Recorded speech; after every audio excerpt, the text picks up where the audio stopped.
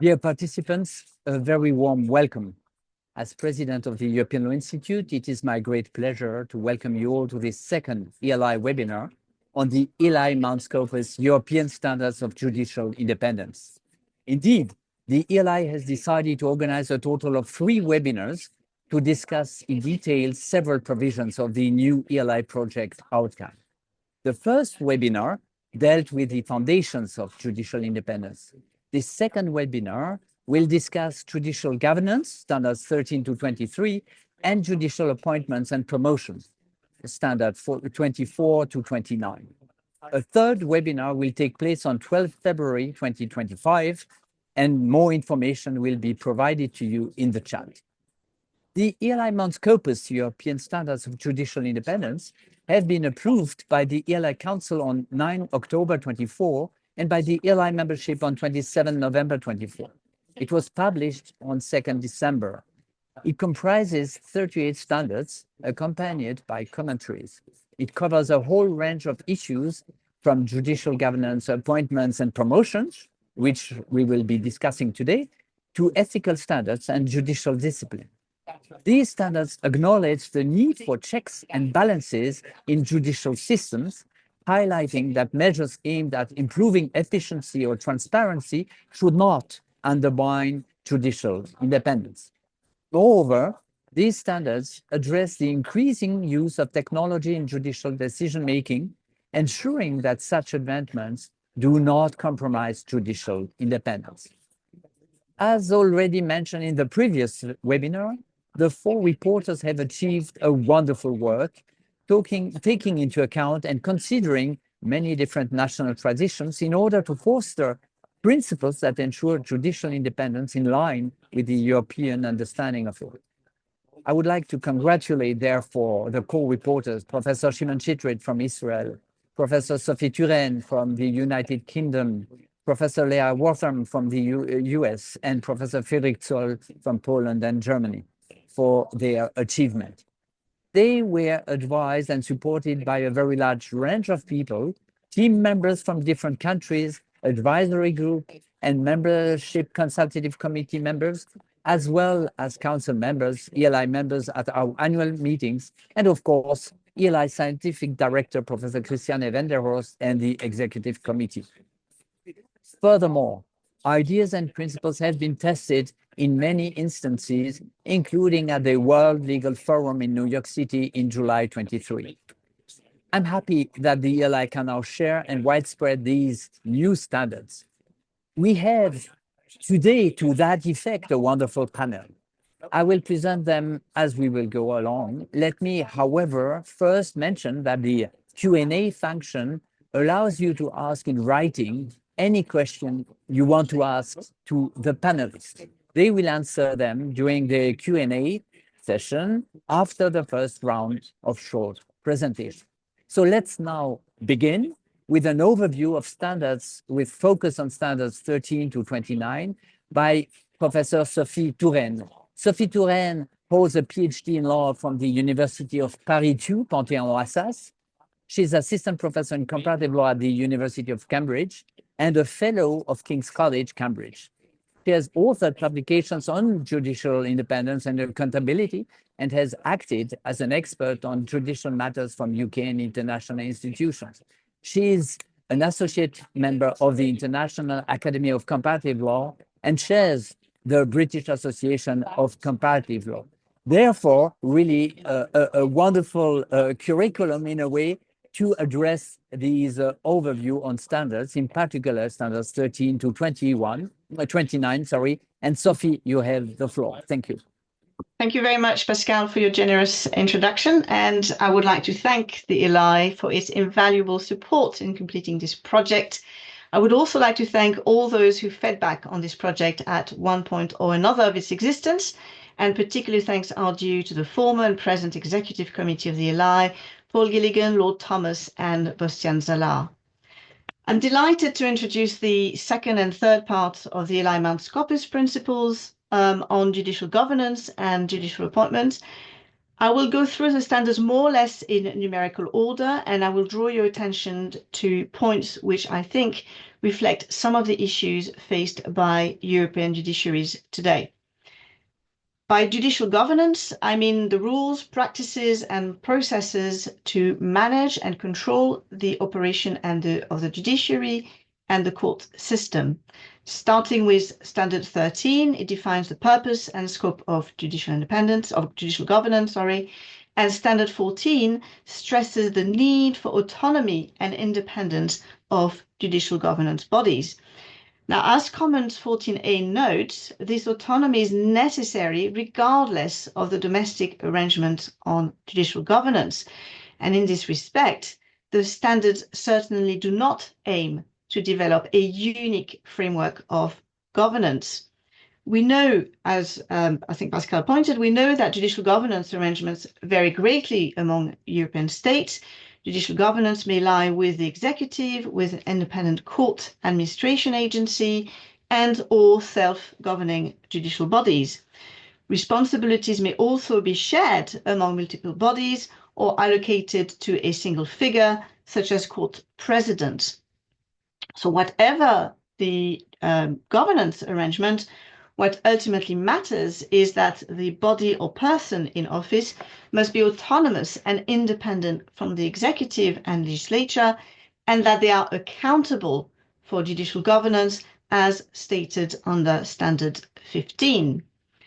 Standard 16 then specifically emphasizes the need for accountability of judicial self-governing bodies, judicial councils, in other words, and Standard 17 addresses the composition and balance of judicial self-governing bodies.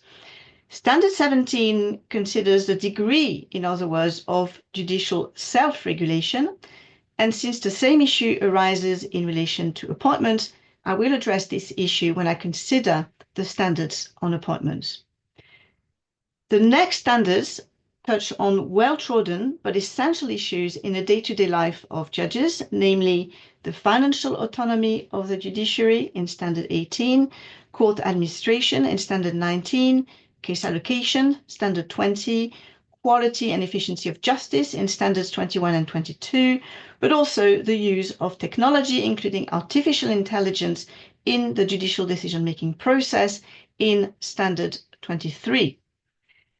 I mentioned court presidents earlier. They tend to have great powers in relation to court administration, and so Standard 19, Comment B, notes that while they must have the necessary powers and resources to deliver high quality and efficient justice, quote, a concentration of powers in their hands should be avoided, and the managerial role must be exercised transparently and consistently with judicial independence and impartiality.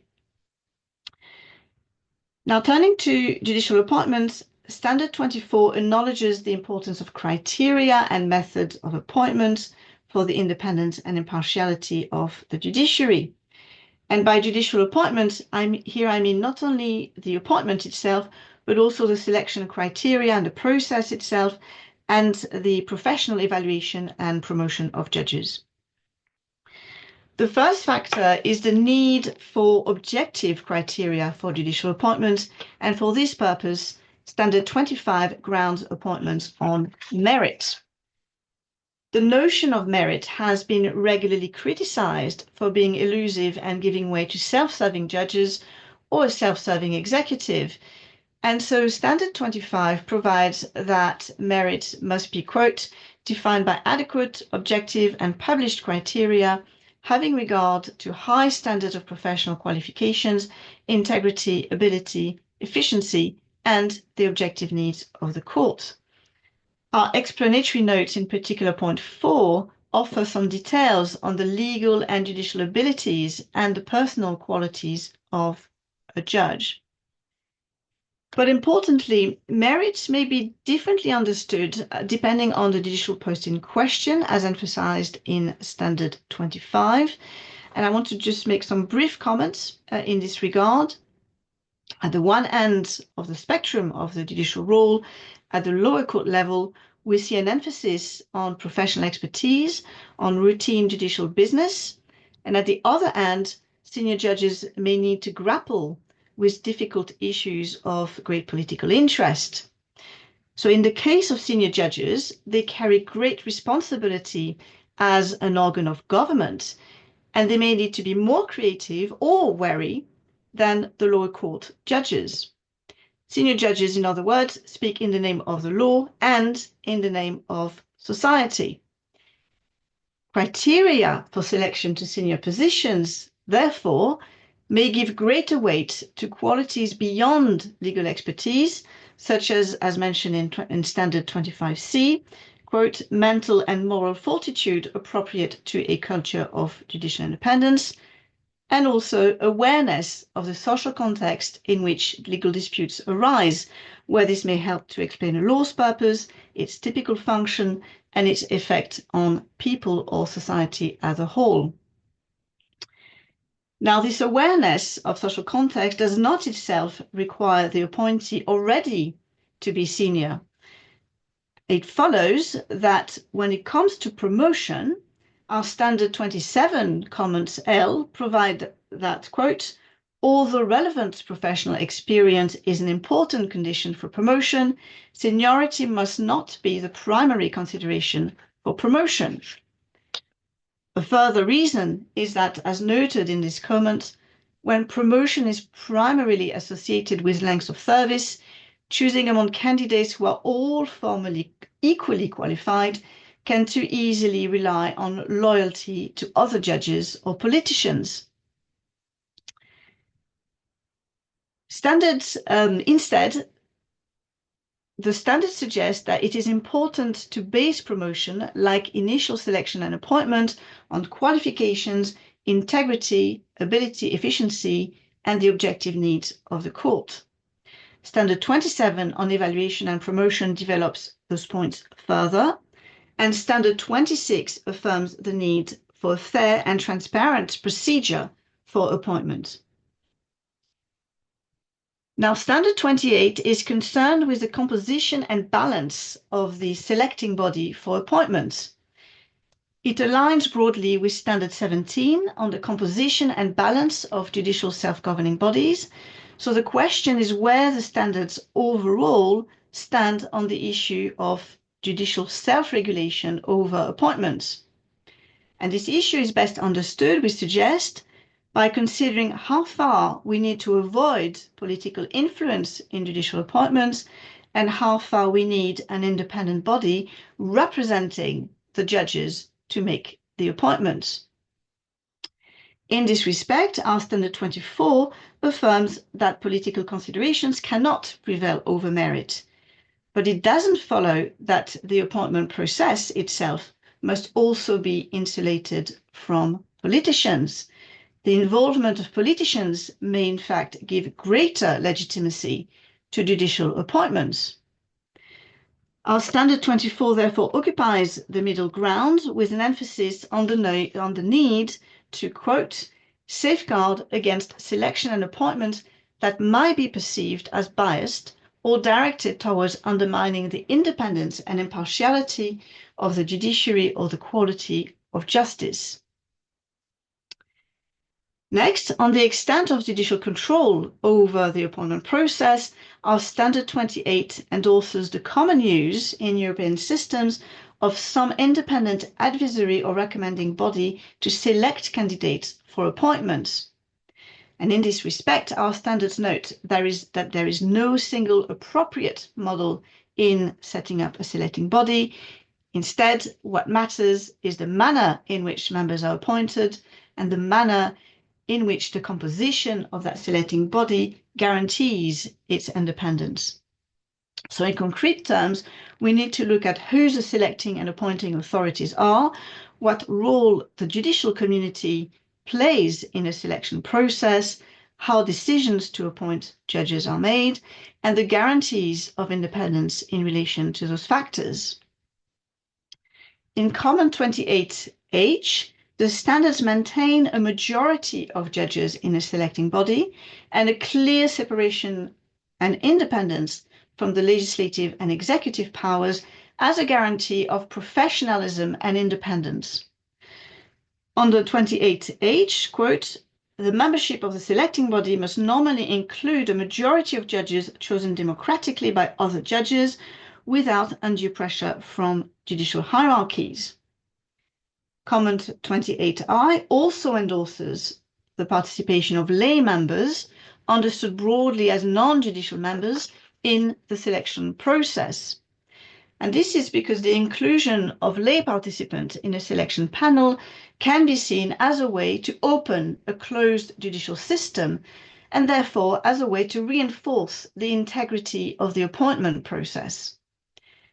In concrete terms, we suggest in our comment 28I that lay members should include legal professionals such as lawyers and legal academics, that the appointment of non-judicial members should be entrusted to non-political authorities, and to be absolutely clear, that lay members should not be active politicians or members of the executive or the legislature.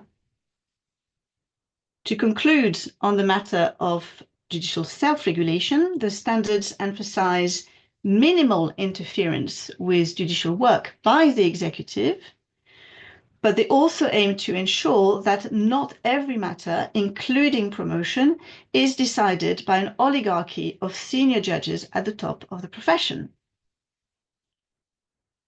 When it comes to how decisions to appoint judges are made, under Standard 26, about fair and transparent procedure for appointments, we assume two procedural stages, namely that judicial selection is followed by judicial appointment, since, as we note in comment 26b, quote, the two-stage process prohibits unilateral appointments and limits opportunities for patronage by restricting the discretion of the selecting and appointing bodies.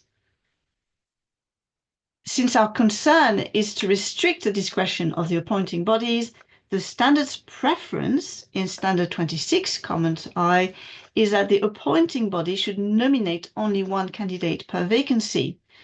That is, a straight choice between candidates should not be offered.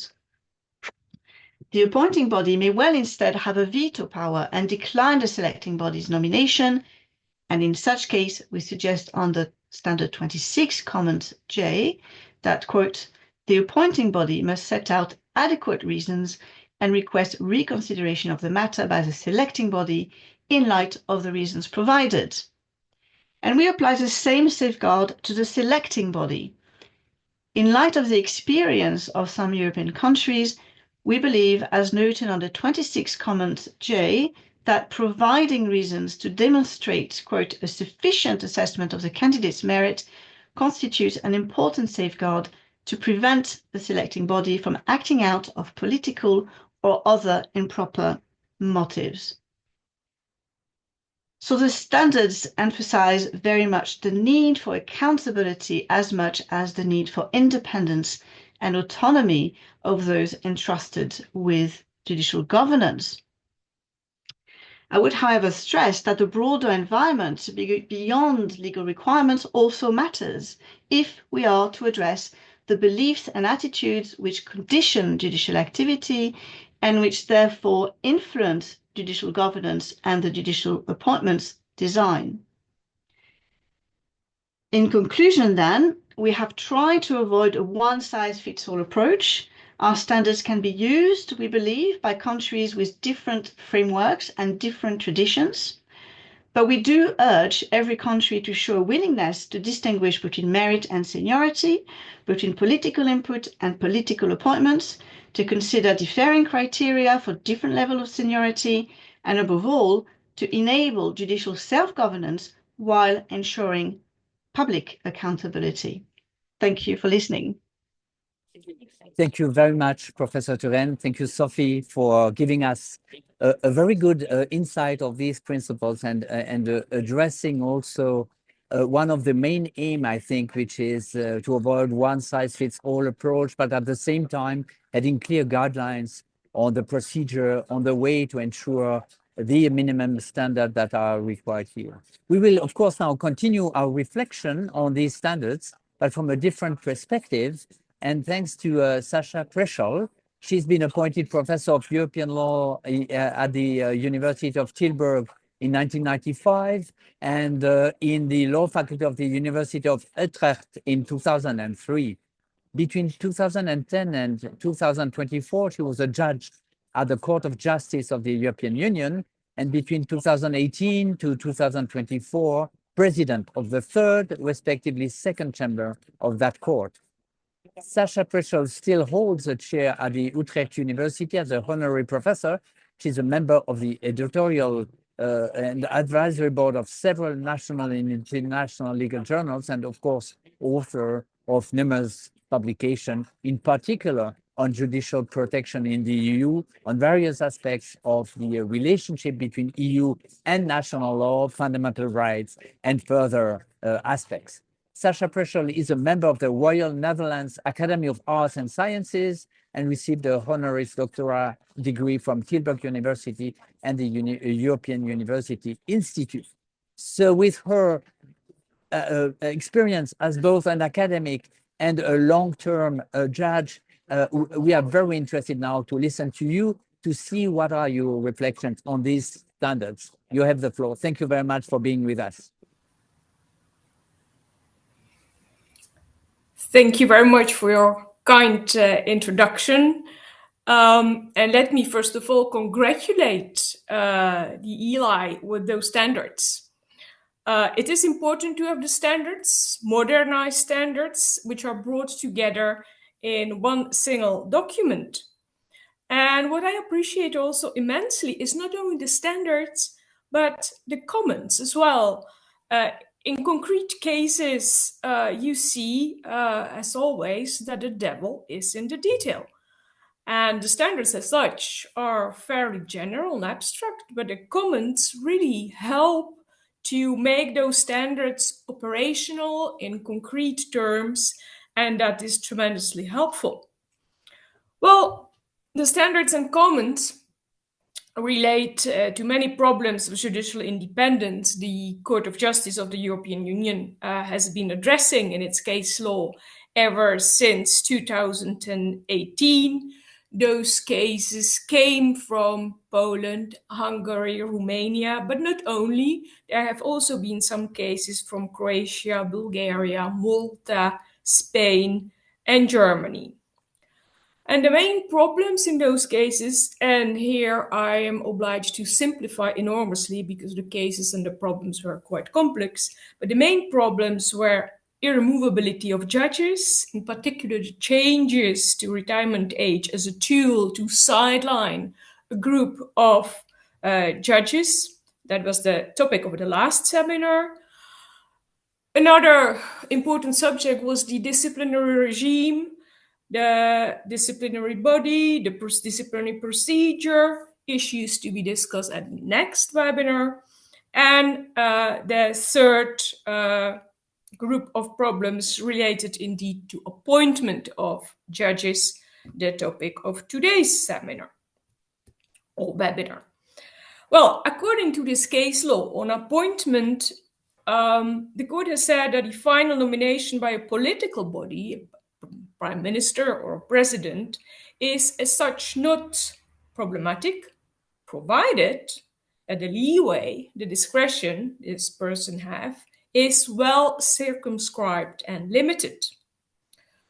And in the process of appointment selection, there should be involved a body independent from the executive and legislative powers, which was a major problem in one of the member states where the selection body proposing candidates was at the same time judicial governing body.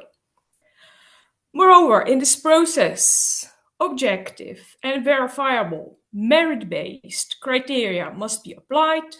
There should also exist detailed procedure rules, and there should also exist obligation to state reasons for the choices made. Finally, a judicial remedy, a review, at least ultra-vires review, or review on manifest error of assessment should be available. And I think all this squares with the standards 24, 25, 26, and 28. Let me now focus in this context at the principle or requirement of a court previously established by law.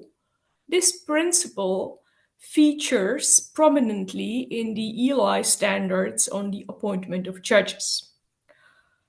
Tribunal established by law covers not only the legal basis of the very existence of a tribunal, but it also covers the composition of the bench in each case and any other provision in domestic law which, if breached, would render the participation of one or more judges in the examination of a case irregular.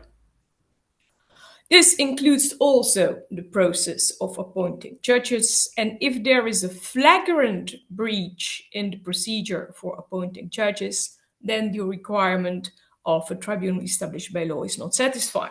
So not every breach, but a flagrant breach. This requirement comes, in fact, from the case law of the Strasbourg Court. What is a flagrant breach? Well, if the appointment took place in clear breach of fundamental rules of the judicial system concerned, and if it is a breach which has as result that the integrity of the outcome of the nomination procedure is undermined in the sense that it gives rise to reasonable doubt as to the independence and impartiality of the judge concerned. Let me now turn to another aspect of this principle of court previously established by law, because it's also relevant for the case allocation, which is a standard number 20 in the ELI standards. As I have already remarked, that principle covers also the composition of the bench in every case. So it relates to the allocation and reallocation to a judge or to a panel that will give judgment. And here it is very important for the reallocation of cases that also these are carried out strictly in accordance with the law and in an objective and transparent manner in order to avoid manipulations, of course.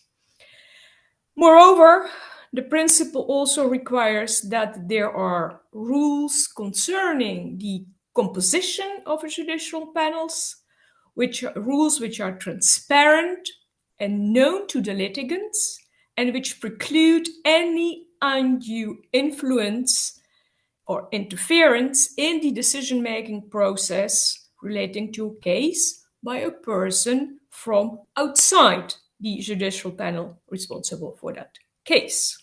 So you see here it becomes also a matter of a fair trial.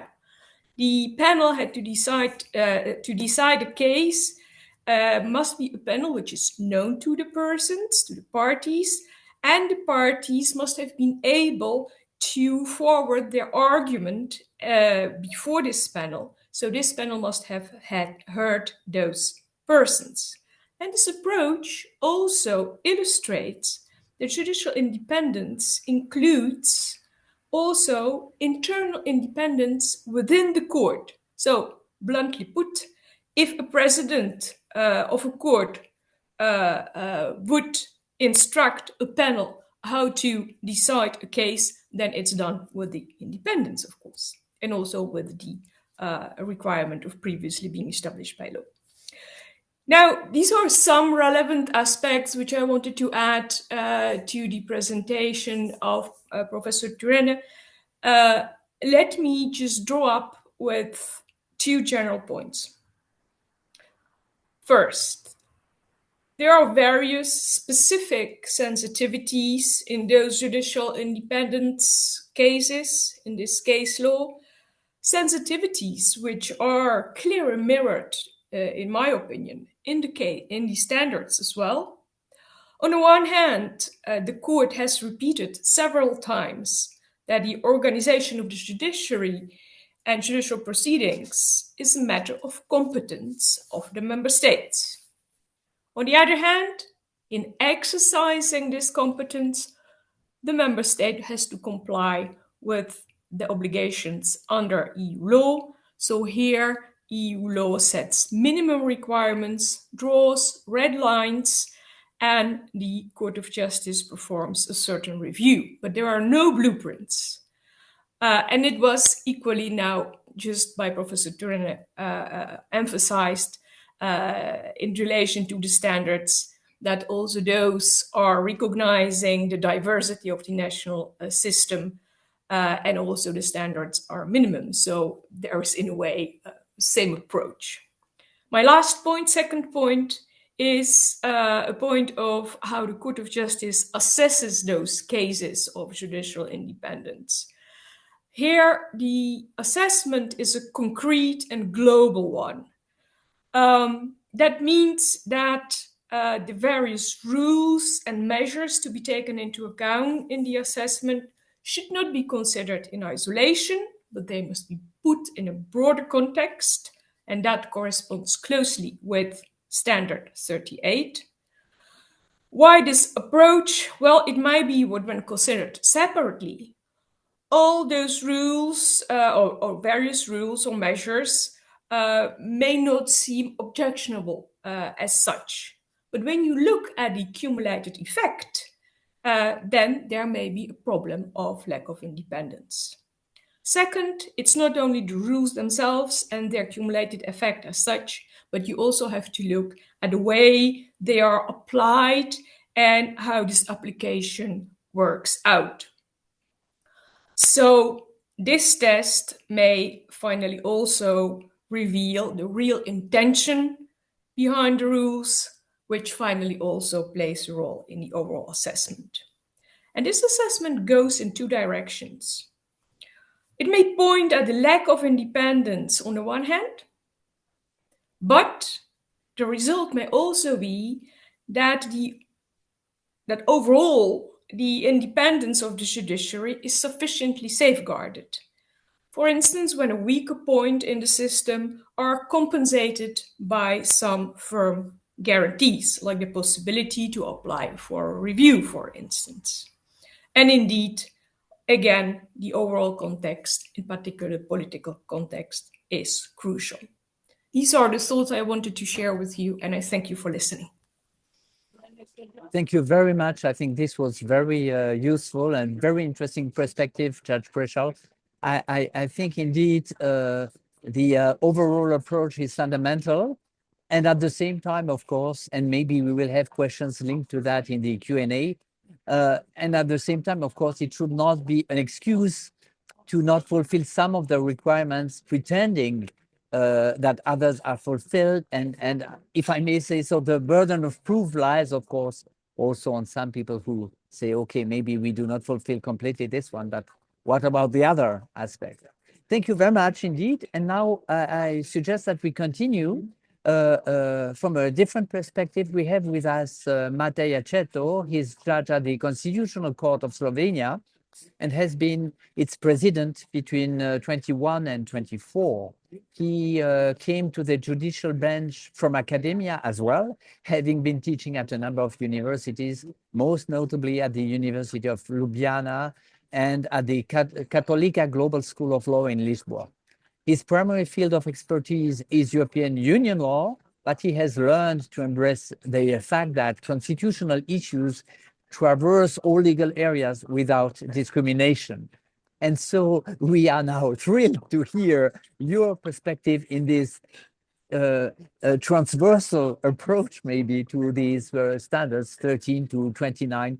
Judge Aceto, President Aceto, you have the floor. Thank you very much, Chair. Thank you for the kind introduction, for the invitation to this seminar, and of course, congratulations to you and your team, the ELI, on the elaboration of these standards. As everybody else who will comment on these standards today, I will, of course, not do them justice and try to, in the 10 minutes I have, articulate some reflections on them, some of them a little bit more detailed and some of them general. And I will start with a general remark, of course, on the nature of the document, the nature of the principles, of the standards, sorry. Because you do say in the fundamental premises that the intention of the standards is to articulate principles and practices, and the introduction clarifies that they are to be seen as a framework for reference rather than fixed rules. And I find this interesting and telling and important to sort of note what is exactly the nature of these standards, as they are called. There are many ways in which we can refer to them. I think Professor Turen started by saying we can talk about rules, practices, and processes. We can talk about policies. We can talk about purposes, and so forth. What is important, I think, to underline is that, of course, limited by the institutional authority of the authors and all the rest, they nevertheless often highlight, as was very much seen by Judge Prehal's remarks on the Court of Justice's jurisprudence, they highlight, articulate, or reflect legal norms that are very much justiciable before courts and address both the responsibility of the judges themselves, which can lead to consequences in tangible terms, but also responsibilities of other actors. And I think in many respects, the audience, some of the names I recognize, some distinguished names are there, is probably not an audience surprised by these standards, and perhaps not the audience that should be reading them most closely. To just give you one example relating to the standard we are talking about today, the financial autonomy standards 13 and 18 make a very clear link, and I think rightfully so, between financial autonomy and the involvement of the courts for the functioning of the independence of the judiciary and the separation of powers. And I was reminded instantly, because I was involved in that case of a decision of our court from about a year and a half ago on the request of the Judicial Council to review the constitutionality of the legislation on judicial salaries in Slovenia. And we have found it that although there are in these regards also areas or margins of appreciation that should be given to the legislature when deliberating on these issues, that there can be a point that has been reached where it becomes an issue of the constitutionality of the regime of salaries or remuneration of judges and so forth. And we have found in that particular case that the legislation in question was actually unconstitutional, both for violating the independence of the judges, and I think the criteria we have elaborated are very close to what Standard 10, which you have discussed in the first webinar, actually highlights as the important criteria, and the separation of powers, comparing the office in the judiciary with the offices in the other two branches of government. And the other element in which I think it is relevant, interesting, important, significant that we talk about standards as a framework, as tools, rather than to be treated as fixed rules, is because they allow us to appreciate that often there will be tensions between the particular standards. And I think the standards themselves sometimes make this very apparent, and sometimes perhaps not so much or not so clearly, but when we apply them, we can see that they are in tension, right? And this doesn't mean that one of them would be problematic if it is in tension with another, but that this is the nature of the operation of interrelated overlapping, and sometimes in a way somewhat different principles at play. I mean, this is familiar to all of us when you look at the values underpinning EU law, for instance, in Article 2.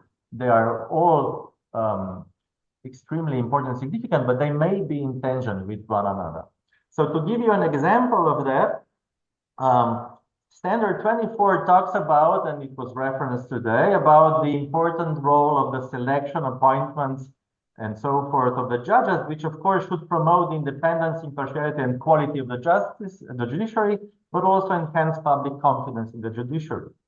And then we have it already in, I think, Standard 3 as one of the fundamental values, but also more clearly expressed in Standard 26. There should be a fair and transparent procedure.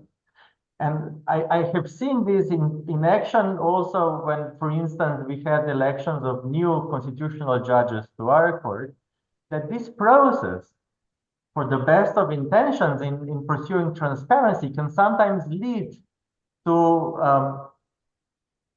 I wouldn't say problematic, but certainly somewhat concerning costs for the process of selecting judges.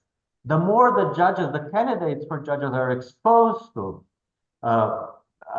public examination of their careers, of their different criteria, whatever we think of the significance of that, may lead to certain problems in terms of safeguarding the dignity of the function, in safeguarding the dignity of the process, which may even ultimately affect the quality of the judiciary. Standard 10 makes it very clear that remuneration should be such that good candidates are attracted to judiciary. It goes also for the process of selection. It goes for the way in which we, of course, have to marshal all these different standards and values in achieving a dignified procedure of selection as well. One other question that I had, I'll just stop. I have 3 more minutes by my clock, but I will stop with 2 more specific reflections.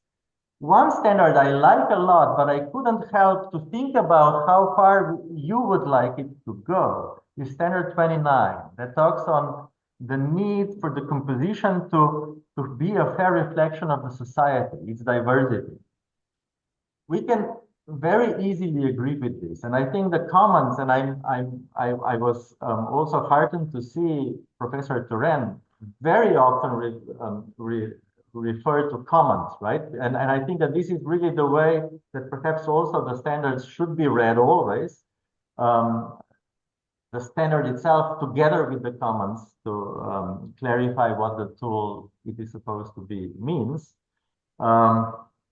But in the Commons, we also see that, of course, it should provide for equal opportunities regardless of the individual's characteristics. And those characteristics include the political opinion. And I do wonder, right? Because this is an issue that sometimes comes into play. And in some states, you even see it reflected in the selection mechanism of the highest courts, such as the constitutional courts. Should the court be a reflection of the society in all the different meaningful ways?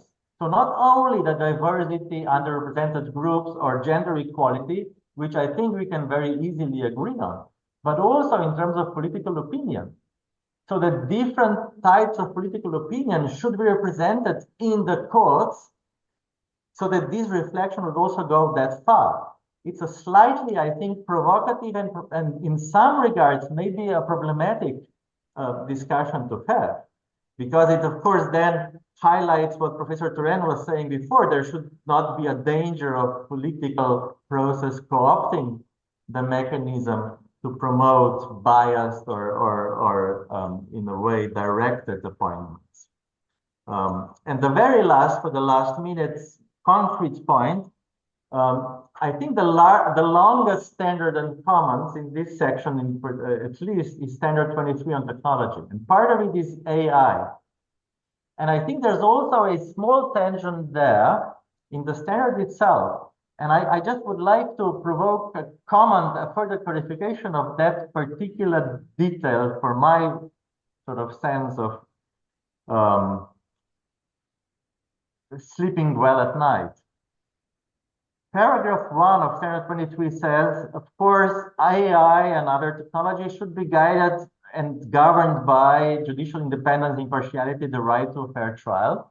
But then it says that the human oversight of AI must ensure compliance with these principles, and I quote, so far as practicable. And I wonder why those words, so far as practicable.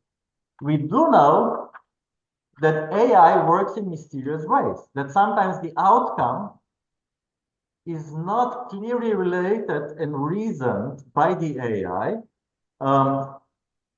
which of course, the more it may be used in adopting decisions, has a great danger or running afoul of the usual tenets of fair trial, including the reasoned decisions. And so if human oversight is there to ensure that AI does not trample on those established standards of judicial fairness, why this qualifier so far as practicable? Are we willing to say there is a limit where we just have to take a step back and say, look, we have to trust in the AI. It's not practical to submit it to an overburdening supervision oversight by humans.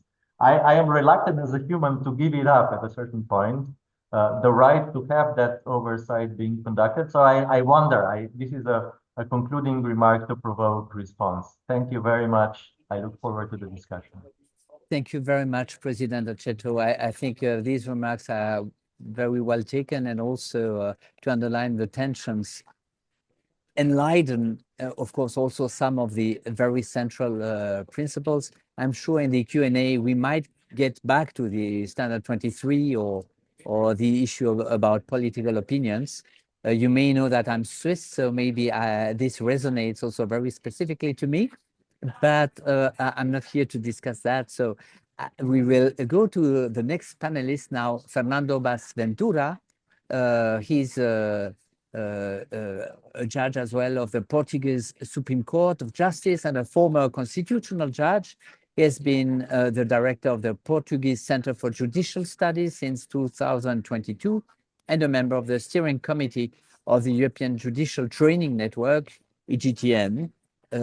He graduated from the University of Lisbon and held several positions in the judiciary from the first instance to the highest level, and he was elected by the parliament as a judge of the Portuguese Constitutional Court from 2012 to 2021, returning afterwards to the Appellate Court of Lisbon and ascending to the Supreme Court of Justice in 2023. He was a national expert at the OECD Working Group on Bribery and at Greco. He's also assumed many further positions on EU drafting. He represented the Portuguese Association of Judges in the International Association of Judges and the European Association of Judges. And he was a co-founder and member of the Secretariat of the judicial journal Sub Judice. I'm also thrilled, of course, to listen to his perspective. And we, as you realized, we have chosen people from different geographical background as well, to give maybe a flavor also of how these things might be also culturally embedded. And you have the floor, Judge Bas Ventura. Thank you very much for being with us. Thank you. Thank you for a kind introduction. I would like first to thank the European Law Institute for the invitation in the person of Professor Pascal Pichanos, and I would like to greet the fellow panelists. First and foremost, I would like to congratulate ELI for the elaboration of the standards. Being responsible, as has been said, for a training institute, which is responsible, which has the duty to perform initial and continuous training, as well as appointment of judges, I really welcome this important training tool for all European judges in school. Well, as the final speaker of the panel, I have the unique privilege and challenge of addressing you at a time when much has already been said. I'm sure you are eager for the final Q&A session. So to avoid the risk of redundancy and respect the time constraints, I will try to use my 10-minute slot to build on the valuable insight shared earlier and provide you with a dialogue with the main stakeholders, the European judges. Better said, the results of a recent judicial dialogue. It is stated in the introduction of the standards that they all aim to, quote, contribute to the adoption of good practices and facilitate the attainment of a common European culture of judicial independence, end quote. That is the reason EGTN exists, and it is also the purpose of one of EGTN's most important annual activities. Building upon 2021 Council of the EU conclusions boosting training of justice professionals, the European Commission entrusted the European Judicial Training Network with organizing a forum to foster dialogue among judges and facilitate exchanges on topics related to the rule of law and the integrity, accountability, independence of the judiciary. The first such forum took place in 2022, being followed by the forum of 2023-2024, but I will focus specifically on the second edition, the 2023 edition, considering its clear connection with most, if not all, of the standards regarding judicial governments and judicial appointments and promotion. Shortly and quickly, the 2020 forum was hosted by the Syracuse Institute for Criminal Justice and Human Rights, International Institute for Criminal Justice and Human Rights, and gathered more than 80 judges and experts from key EU institutions, bodies, and associations. The diverse sessions and workshops focused on the principle of good administration of justice from 3 different angles, all of which relate to the rule of law and judicial independence. First, accountability through disciplinary proceedings and liability, balancing judicial independence and good administration of justice. Secondly, accountability through judicial performance and its control in the digital era. And finally, accountability through transparency, balancing judges' right to privacy and freedom of expression with citizens' confidence in justice systems. Of course, I'm not going to give an account of everything, and that there was a lot that was said at this event, not only because it would be impossible to do so in my slot, but above all, because all the contributions were published in the book with the title The Rule of Law and Good Administration of Justice in the Digital Era. The GTN web page provides a link to download the digital version, which is available for free, so you can access the texts. But I will bring and try to demonstrate that the standards follow suit all the concerns of the practitioners and really answer a lot of questions, but also, as already has been said, pinpoint a number of tensions. So it can be summarized under the conclusions can be summarized under 4 key axes, reflecting the challenges and priorities for the judiciary in Europe. Axis 1, the purpose of justice system. Justice should not only be viewed as a power of the state, but also as a public service. The judiciary must create and maintain public trust that legal systems can effectively uphold the rule of law. Principles such as clarity, predictability, accessibility of legal rules, and non-discrimination in their application are foundational. Public bodies should adhere to legal standards, ensuring independent courts are accessible for remedies and enforcement. A qualitative and independent justice system is essential to uphold values, equality, and respect for fundamental rights. The second axis is balancing contemporary challenges. Emphasis on harmonizing minimum European standards like judicial independence with national legal traditions. Disciplines and sanctions must enhance justice rather than undermine it, ensuring proportionality and avoiding undue pressure on judges. Transparency demands from citizens must be balanced against judges' privacy and personal data protection rights. It highlights also the importance of maintaining internal independence of the judiciary while improving justice quality and efficiency. Third axis, open-mindedness and technological adaptation. Judges need to embrace technological tools to improve efficiency and accuracy while critically evaluating associated risks. There is a consensus on the necessity for judges to maintain control over AI-generated outcomes, ensuring human oversight in decision-making. And I will note that this human oversight is not only on the outcome part of AI, but also on the data that feeds the models that AI works with. Training and sharing best practices on digitalization are crucial for a smooth transition to digital judicial systems. The fourth axis, commitment to public trust. Judges are ultimate custodians of citizens' trust in the justice system. Differences in approach across EU members, such as in disciplinary regimes and performance evaluations, reflect the diverse judicial cultures.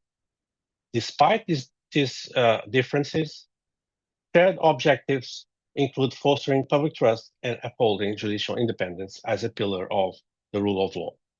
Comparative practice with the EU enrich judicial understanding and adaptability to digital era challenges.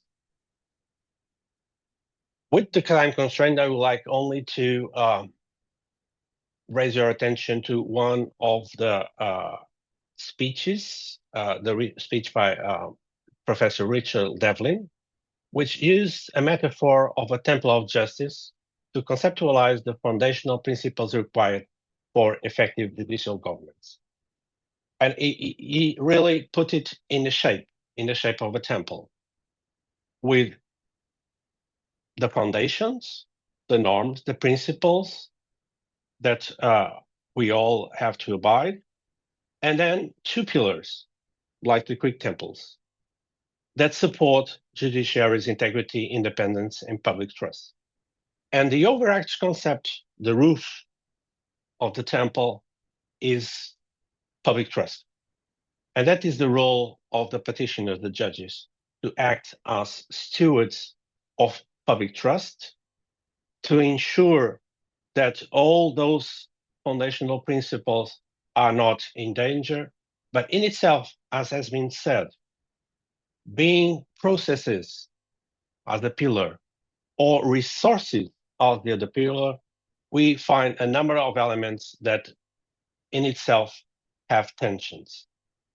There is an interplay into all those elements, and you can name impartiality, independence, transparency, efficient accountability, participation and representativeness, and responsive justification as the foundational principles, but also a number of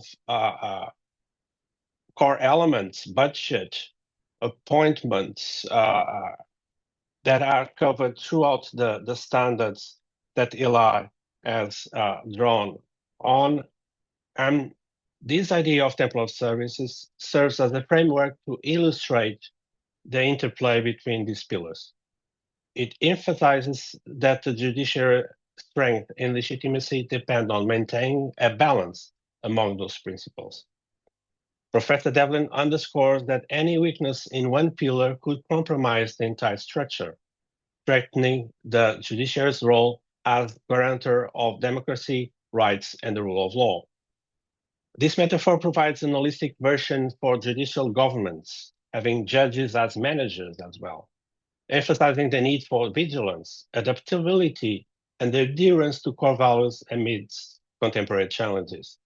It also illustrates the interplay and of all those values, and the same can be said to the standards of judicial governments and judicial appointments and promotion. All contribute to the ultimate goal of good judicial governments, public confidence in an independent and impartial judiciary. And I think I have finished my slot. So we'll end here. Really look forward to the Q&A part.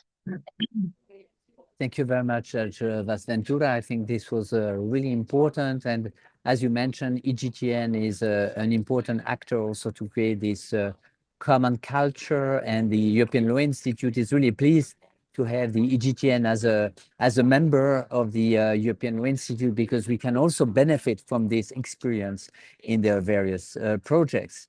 With that, we have finished the first round of interventions.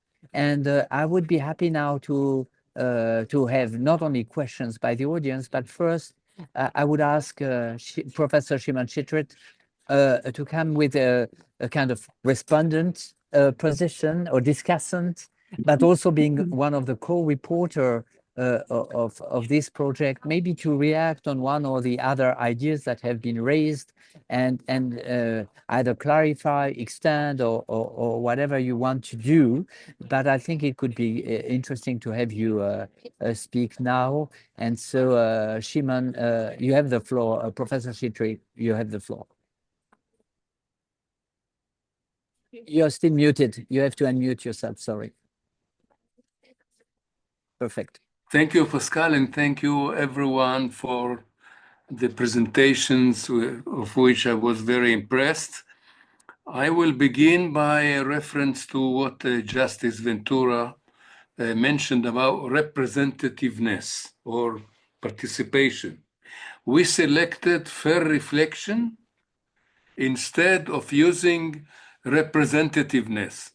Representativeness is a terminology which is more suitable for the political branch. because anyone who is elected to parliament can continue to represent his constituency. But the judge, once he is appointed, he is not representing, but rather deciding according to law, but he still is supposed, from our point of view, to make sure that the judiciary is reflective of society. This is why we didn't use representativeness. So this is a point I suggest to you to reconsider.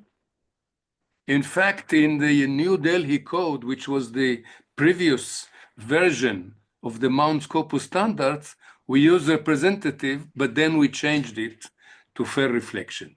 That's one point with regard to what Justice Ventura said. I think it's very important that you emphasized, and also President Aceto emphasized the Standard 3, which enlists the basic values of the administration of justice, because we are dealing with the standards on judicial independence, but this principle doesn't stand alone.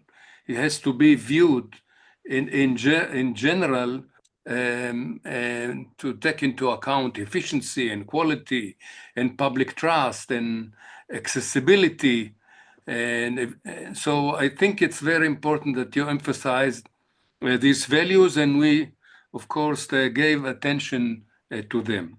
With regard to what President Aceto said about remuneration, I think we formulated quite a balanced text in order, to provide the constitutional protection for adequate salaries, for not being subjected to changes which are not part of general economic measures.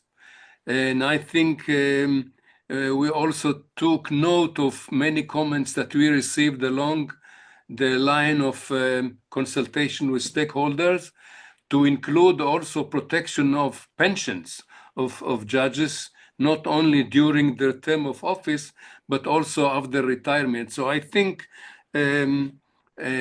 Standard 10 really is very important, including other sections to the issue that Justice Preshan mentioned about the change of the retirement age, which took place in some European countries. And we also provided that any change in the law cannot apply to serving judges, but should be applied only to future judges. So in combination, these two principles, which we insisted, I think are good guarantees for judicial independence. I want to make two or three more points. I think in regard to appointments, the main important thing is to avoid political dominance. Political dominance not only create an appearance of unfairness or improper motives, but political dominance will produce not a judiciary that is independent and that will be viewed as independent by the public. I think we, in the various standards from 13 to 29, we were mindful of the four foundations of judicial independence, which is collective, individual, internal, and the individual is divided to personal and to substantive. We talked about case allocation. Case allocation, of course, touches upon the substantive independence of the judge, but also touches upon his personal independence. Financial autonomy, which we discuss in Standard 18, is required and is warranted from the collective judicial independence, because the judiciary as a whole has to be independent, not only the individual judge. So I think we tried to draft the standards, including the two parts that we're discussing today, taking into account the issues of the foundations of judicial independence, which include all these elements that I mentioned. And finally, I want to stress that I was glad that Professor Justice Prashel mentioned it, Standard 38. Standard 38 is very important because we cannot judge reforms only at face value, but we must check what is the intention and what is the result of the reforms. And if, let us say, in Poland, they argued that they just adopted the German model, that is not an answer. The issue is in what climate, in what context, and what were the motives. And I think this is very important that we insist and stress that whenever we judge whether a certain reform contradicts with the judicial independence, we have to take into account also the general circumstances, and we have to take into account what is the intention. On the other hand, we have to be mindful and to recognize the legal diversity, the differences in legal cultures, and the local circumstances. So that is a very delicate balance that we have to take. Thank you. Thank you very much, Professor Schittrig. Thank you very much, Shimon, for these very interesting points too. Given that we have a question, maybe I will start with this question and we might come back on some other aspects. And that's a question from a representative of the Vojvodina Bar Association Board of Directors. And there are in fact two questions. One is linked to the standard of transparency. And the question goes on to wondering whether transparency might lead to forum shopping and therefore being aware of, who knows what is the background of each judge, of course, trying to find out the proper judge, also by having an impact on the allocation. And therefore the question is, could this be a reason for disqualification of judge in a specific case? And or should the abusing party be sanctioned in a way if there's a way to? So we have in fact two questions. One is, does transparency really enhance independence of the judiciary and of course the impartiality of the outcome? And secondly, what would be the sanction in case of infringing these aspects? And maybe could I ask Sophie, maybe Professor Turenne, if you want to answer that? Thank you very much, Pascal, and thanks very much to the panelists for their invaluable insights. So yes, I think when it comes to transparency, I think the point was made that transparency leads to additional cost, has a cost when it comes to transparency in relation to appointments, and then transparency when it comes to case allocation could also be abused. I think we recognize that. We have not said too much, we have not developed the point too much because we do recognize the risk of abuse there. When it comes specifically to the recusal issue, I find this question difficult because recusal in itself is difficult and will lead to different process and different interpretation in every different legal system in the first place. But also you will need to be able to show that the party has evidence, has chosen or has effectively been choosing a particular judge, and I just don't know how this goes and why the burden should be on the judge rather than the party themselves would be my question in response to that. In relation to the second question about the use of AI technology, it seems to me that the discussion is all about the type of use of AI in a justice system, because AI can be used in many different ways. And therefore, we just need to first clarify what use we're talking about. And I would add to this that it also relates to the use of AI by the legal profession, the way the lawyers themselves will have used AI to present the case. But I think that perhaps on the point of AI, Fernando Vaz-Ventura will be much better placed here, given what he said earlier. Yeah, thank you very much, Sophie. Yes, indeed, Justice Vaz-Ventura, if you want to react maybe on that question on Standard 23 Yes. and maybe others later on. Yes, and it is a very important question. I think it's one of the crucial questions when we tackle AI, because I'm also keen on stressing that AI is not only output, it's what you give the machine to churn. If you give it raw data of very targeted data, the outcome is preconditioned. So in that sense, there could be and there will be a problem, I feel, with profiling judges. With open data, what kind of data should be released to the public to ensure transparency, which is an important value of us all, of a democratic society? We are public officers. We have to be transparent in the sense that we have to be accountable.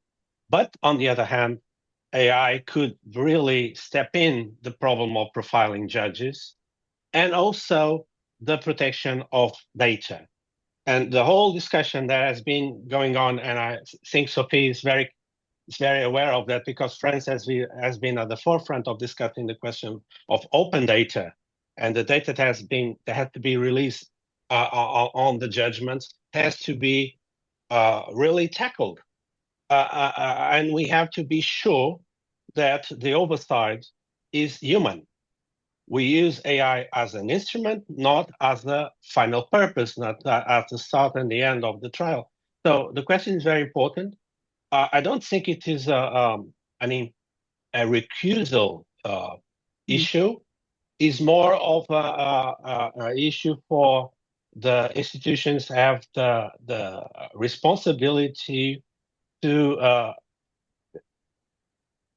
we deal with data and establish which data should be open or not. And what is happening with the councils in Europe is going towards a sort of a ring fence of the data that can go outside the control of the councils and prevent in that form the misuse of AI algorithms. Yes, thank you very much. I think this is very essential.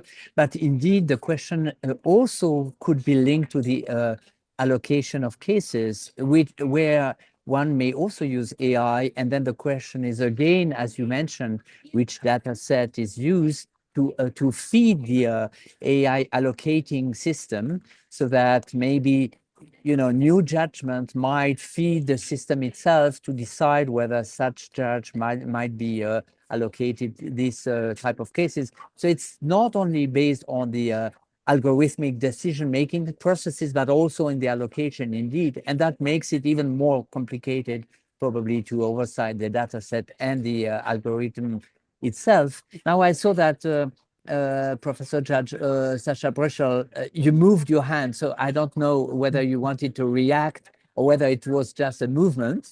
It was just a movement, but now you asked me to say something. I will say nothing at all about EI, because I have just left the court last October. And then, in fact, the discussion within the Court of Justice about the use of EI started. And for me, it's a very, very tricky area. But I would like to say something about transparency. Yes, please. Of course, on the one hand, people need minimum information to be able to make objection against the judge. That's clear. So then it's a question how much information will there be given. It's a question of balance. Ring fencing has been mentioned.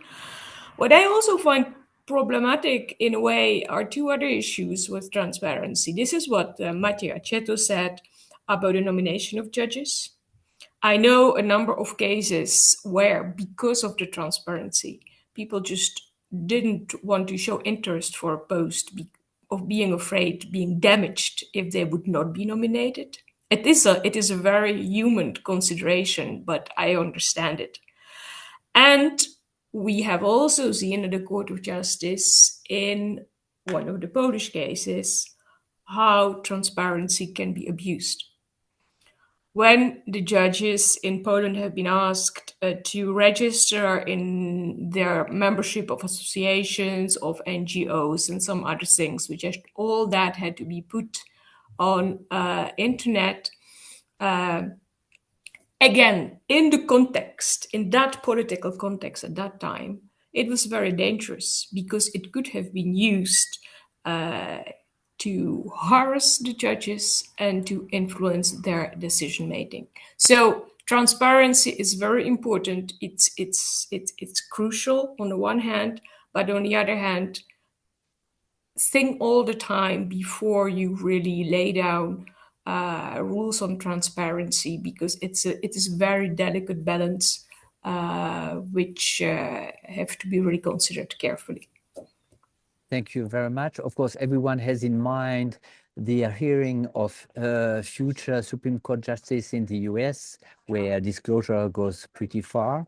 And the question is, of course, at what stage transparency should exist on some information? Is it at the appointment? Is it later on? And is there a necessary link between both? And of course, this is certainly a tricky point. I just want, if I may, come back to one aspect that was raised by Judge Aceto, and that's linked to before we leave Article 23 on AI, that is linked to so far as practical.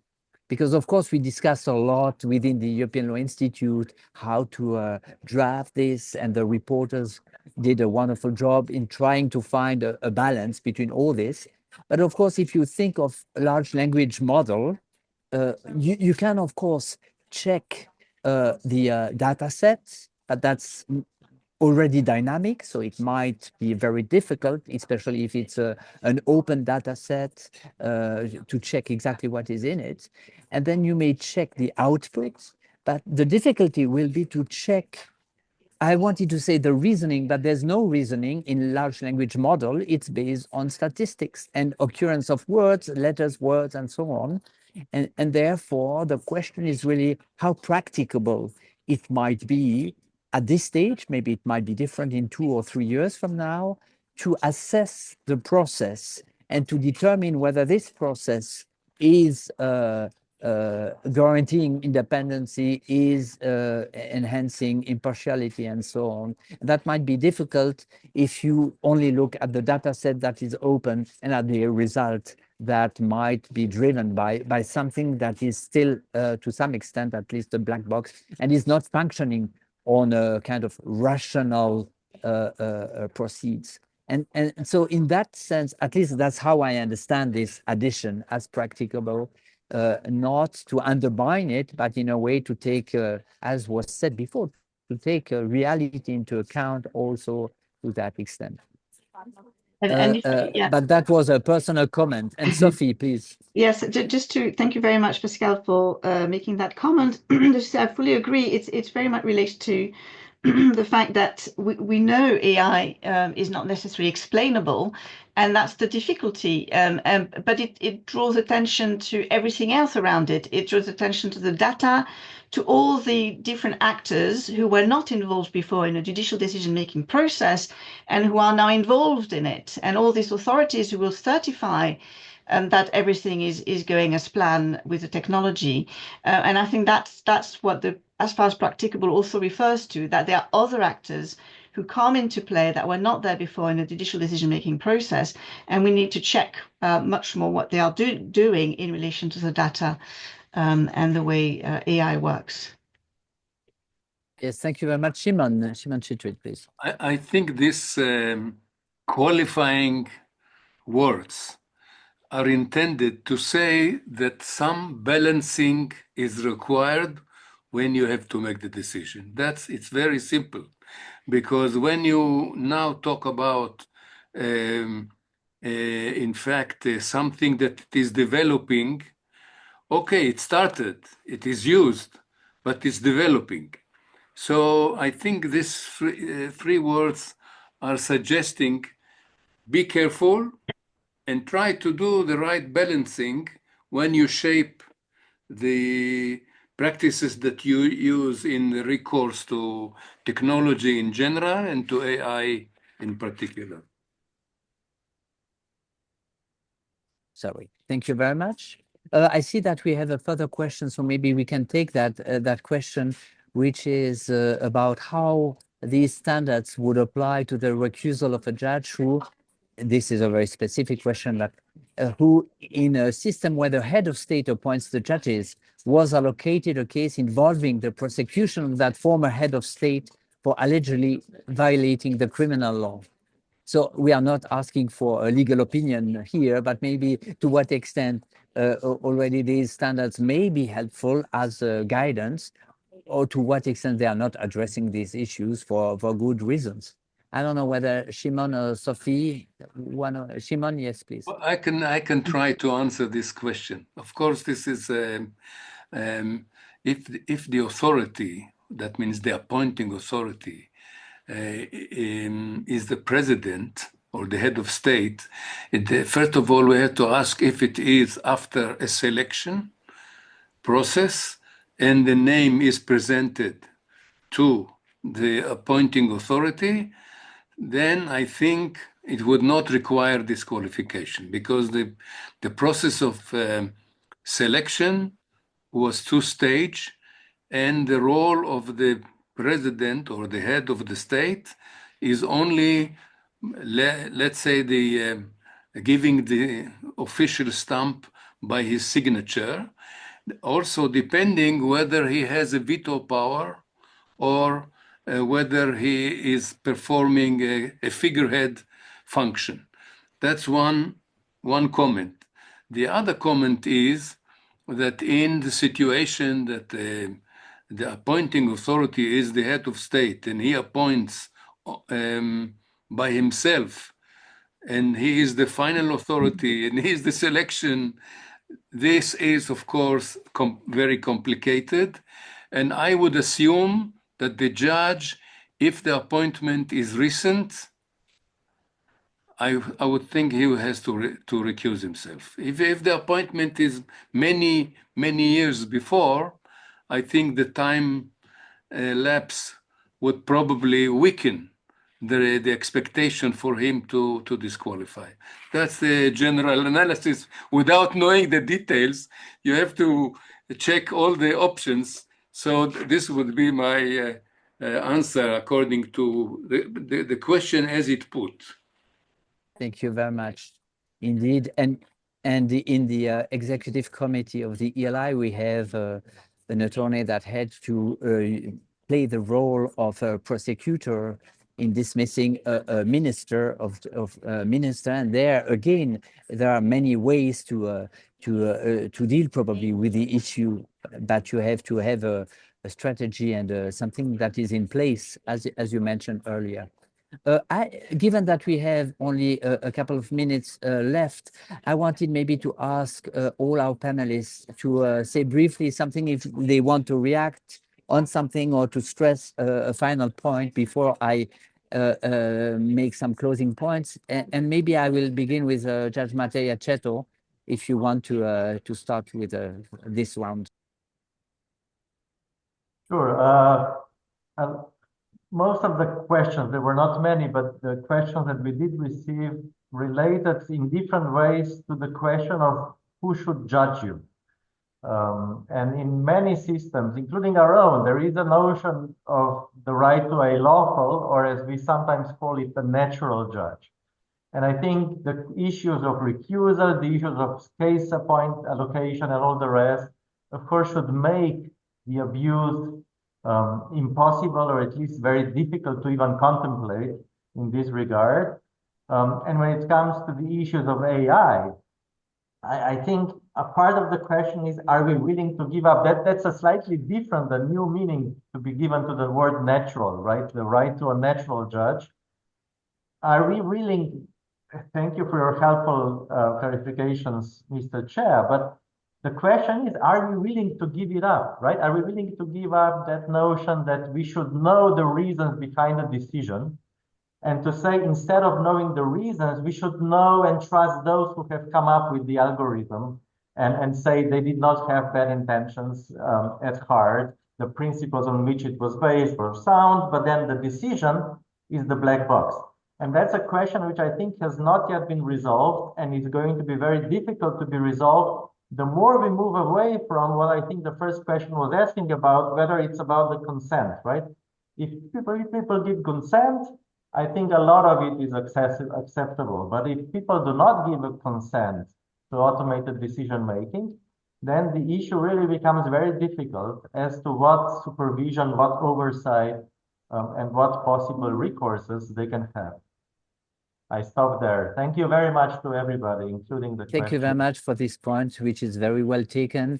I don't want to open a discussion on that because we will not be able to finish on time, but I think it's a very central point. Judge Sasha Preschel, or Professor Preschel, as you wish. Thank you. I only want to say a few things about the issue of diversity. Diversity, usually it's understood as women on the bench, but it has been also raised. There are, of course, many other diversities. But the problem was raised about how to reflect the political dimension, the political diversity. I do think in the first place, it should not be taken into account, because you would expect that a professional judge is able to disconnect him or herself from the political preferences he or she may have. Where it becomes extremely important, I think, is in relation to constitutional courts. And there we see, which is fashionable nowadays, to capture constitutional courts, and then this whole discussion about political preferences starts. And I think one of the possible safeguards against appointing aficionados is the reinforced majority. If it's a parliament, often it's a parliament who has to decide, where both the political parties in power and the opposition must, in one way or another, agree on a candidate. And for me, that is one of the possible solutions to this problem. Thank you. Thank you very much. Indeed, we didn't speak so much about political aspects, and that might be also interesting. And I'm sure we will come back with further questions on the next webinar. Judge Vasventura, do you want to say a couple of words? Just quickly, of course, the aspect of constitutional courts touched me personally, because I was appointed by the parliament, that it was not a representation. I did not receive a mandate, but I received legitimacy of the parliament. So the question of diversity is the ability that the courts can be taken by the citizen and be perceived as a place where even a singular individual has a voice. Everyone has a voice. So diversity is that. You should be only one, but you have a voice in the court. So I will return the concept of public confidence in an impartial judiciary as one of the main concerns of us all. So it's not having a mandate, it's not being a delegate, a representative, you have a link to someone, there's a point, but be able to give voice to each and everyone which is claiming for justice. That is the core value. Thank you very much. Sophie, as a panelist, maybe you may have the last word in the name of the two reporters present today. Well, thank you very much, and thanks again to everyone and to the audience as well.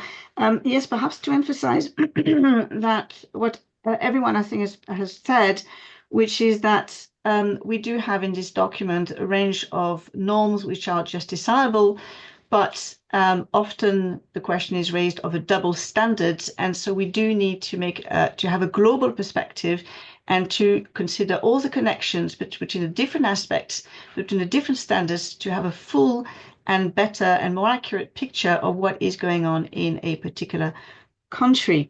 I would also like to emphasize and say that I agree with what has been said, that in fact, this is quite, we are all fairly familiar with those ideas, and that this document was drafted with a broader audience in mind. And so there is an issue of diffusion of this document. And so I would invite everyone to just share the document with those whom they think may not know so much about these things, because we thought it was important to put this information, these ideas in a public domain.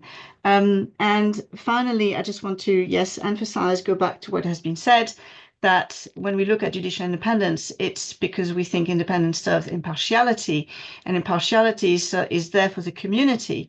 And so the point about diversity in a judiciary matters, subject to merit. And I think that probably is the answer I would like to give to Judge Assetto, that yes, diversity is there, but we are also looking for an impartial judge. We're also looking for merit, and that's the way to bring those two things together. But ultimately, the point is very much to give a voice to the community, as was said very well earlier.